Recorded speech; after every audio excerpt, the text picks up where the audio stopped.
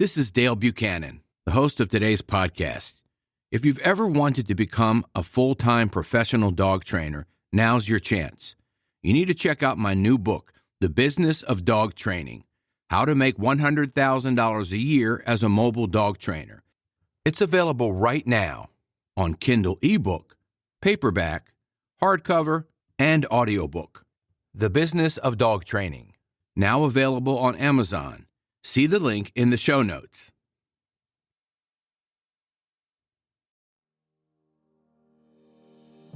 I'm Dale Buchanan, and this is Puppy Talk, the podcast that offers free advice and tips for raising a happy, healthy, and obedient puppy. For more information on this podcast, visit us online at puppytalkpodcast.com. Welcome to Puppy Talk episode number 122. I'm your host, Dale Buchanan. Today we're going to talk about something very important. I did an episode on this at the beginning of last year, but I'm going to do a part 2 right now because it's so important that I can't not say something about it. It's child safety around dogs. Recently in northern Alabama, again, there were multiple kids bit by dogs in various cities in northern Alabama.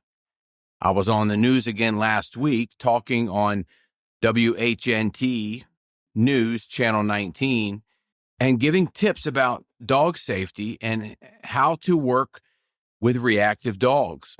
It's become such a problem. The story that I did was in reference to a girl who got bit at her apartment complex when another dog that's a neighbor's dog was on leash and approaching her. It got off leash and got excited, ran to her, bit her in multiple locations on her face and neck, and the girl was airlifted to the hospital. Now, this is really bad because the girl knew the dog. The girl knew the owner of the dog, not the owner, not the parent, but the kid owner. But something went wrong there, and it went wrong really bad because the dog had to be euthanized. And the child may probably never like dogs again. This is the 6th time I have been on the news in the last 18 months here in northern Alabama, giving tips to people that are dog owners and parents of children about what they should do around dogs and what they should not do. The previous episode, part 1, was April of 2024, episode 97. I'll put a link to that in the show notes. Let's get on with this episode. I want to talk about some new topics for the dog owners and the parents of children. I'm going to give 3 tips of what you should do and not do for the dog owners. Number 1, always keep your dog on a leash. Period. No exceptions. I talked about this in episode number 118 in October of 2025. Listen to that podcast. 5 reasons why your dog should stay on leash. It's safety. Safety reasons. Your dog has to be on a leash and a good harness and a good collar that they're not going to get out of the leash or off the collar. You don't want a dog that can escape and run towards a stimuli when it gets distracted and overstimulated. This is the real problem. And this is what happened to that 9-year-old girl locally here that got bit in the face by the dog. It got off leash. Dogs should never get off leash and run towards people. That's bad. Or other dogs either. That's also bad. Number 2, never, ever, ever allow your dog to bark and lunge at any stimuli, including another dog or people or children.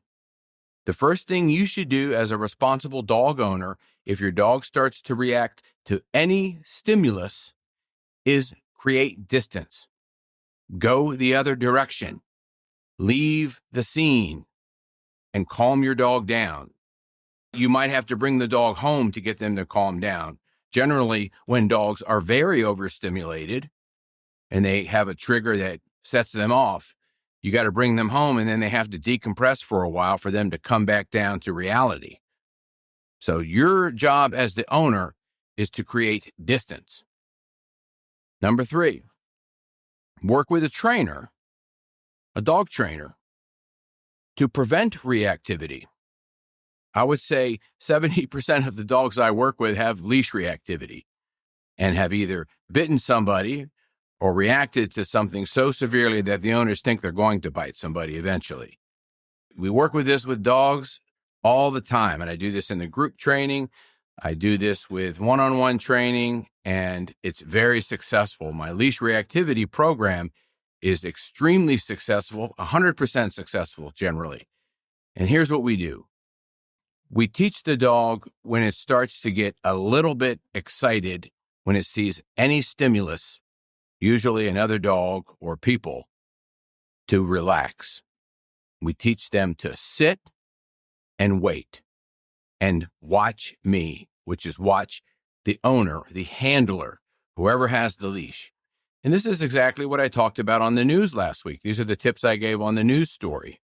I'll put a link to the news story in the show notes. You can take a look at it. And I was very happy to do it. I do it as a service for the community for free. I don't get paid to do that.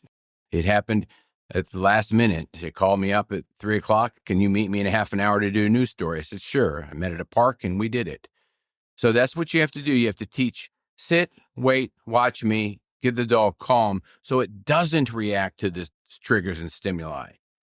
This is alternative behaviors to reacting to any stimulus. What you don't want to do is when they're reacting is to start pulling back on the leash or and collar and harness and calling their name and telling them all kinds of things like, no, stop, no, because that's just reinforcing the behavior. That's just making it worse. That's not solving a problem. They shouldn't be reacting to it in the first place. So the training is to prevent the reactivity, not to correct it while it's happening. The next thing we do is we work on the parents of the children. I was working at Bass Pro Shops today with the Sheltie, and there was a little boy that wanted to pet the Sheltie, and I was explaining to my client and the grandmother of the child how a child should pet a dog safely. And here's what we do. Never allow the child to pet the dog unless the dog is on a leash and the dog is calm. That's first and foremost. That should be a given. That's just common sense. If the dog's jumping and hyper and really out of control, the child does not go near the dog. You leave the scene and go the other direction. Don't go near the dog. You can see the dog from a distance. That's good enough. Number 2, never have your child reach out to a dog with their hand going towards the dog's face. And never have your child put their face up to a dog's face. Ever. I don't care if they know the dog. I don't care if it's your dog. I don't care if they've interacted with that dog 1,000 times. Never, ever do that. Because if the dog isn't feeling well and the dog hasn't had enough sleep and the dog is overstimulated already, it could be set off with any little trigger to snap at the child. And most dog bites happen to children this way, and it's unnecessary. And all of a sudden, the dog's aggressive when it never was aggressive before. It's not really aggressive. It just made a mistake, but it's labeled as aggressive. So you don't want to do that. Child, do not pet a dog that way. Here's how, and number 3, I'm going to talk about, here's how a child should pet a dog. The dog owner holds the dog calmly on a leash. The child goes to the side of the dog. Visualize this with me, please. The child goes to the side of the dog and pets the dog slowly and evenly on the body of the dog while the owner is holding the dog's collar so the head of the dog cannot reach around and even lick the child's hand or arm. You don't even want the mouth going anywhere near the child's body at all. I learned this in therapy dog training. When we have therapy dog sessions, when I have them with Dixie, she's a therapy dog, and she's approaching somebody that's very elderly in a wheelchair or on a walker. I pick her up. I hold her to them to the side so they can pet her on the side of the body. They don't come near her face because in therapy dog work, dogs aren't allowed to lick anybody. They're not allowed to kiss another human being. They don't do that in therapy. That's not part of therapy work for a dog. Dixie's a big kisser. She likes to do that, so I don't want her making a mistake that way. With children, we do the same thing.